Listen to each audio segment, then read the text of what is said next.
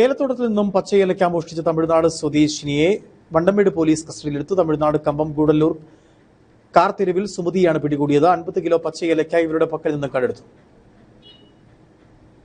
നെറ്റിത്തൊഴു പാലാക്കണ്ടഭാഗത്ത് ഞാവള്ളിക്കുന്നിൽ സണ്ണിക്കുര്യന്റെ 4 ഏക്കറോളം വരുന്ന ഏലത്തോട്ടത്തിൽ നിന്നാണ് പച്ചയേലക്ക മോഷണം പോയത്. 100ഓളം ചെടികളിൽ നിന്നുമായി 50 കിലോയോളം പച്ചയേലക്കയാണ് ഇവർ മോഷ്ടിച്ചത്. ഏലക്കായുമായി പോകുന്നവരുടെ സംശയം തോന്നിയ നാട്ടുകാരാണ് വണ്ടമേട് പോലീസിൽ വിവരം അറിയിച്ചത്. പ്രതി കുറ്റം സമ്മതിക്കുകയും ചെയ്തു. തുടർന്ന് സുമതിയെ കസ്റ്റഡിയിലെടുക്കുകയായിരുന്നു. പാലാക്കണ്ട ഭാഗത്ത് ഏലത്തോട്ടം ലീസിനെടുത്ത് കൃഷി ചെയ്ത് വരുന്നതിനിടെയാണ് പ്രതി സമീപത്തെ തോട്ടത്തിൽ നിന്നും പച്ചയേലക്ക മോഷ്ടിച്ചിരിക്കുന്നത്. വണ്ടമേട് SHO ഷൈൻകുമാറെ, sub inspector Binoy Abraham, ASI Sreekala SR, SCPO Subhash എന്നിവരാണ് അന്വേഷണ സംഘത്തിൽ ഉണ്ടായിരുന്നത്. ഇടുക്കി വിഷൻ, അണക്കര.